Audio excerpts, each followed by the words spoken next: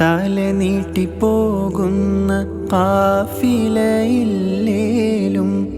അന്നത്തെ അറേബ്യ ഞാൻ ഇന്നും കണ്ടു. തല നീട്ടിപ്പോകുന്ന കാഫിലയില്ലേലും അന്നത്തെ അറേബ്യ ഞാൻ ഇന്നും കണ്ടു.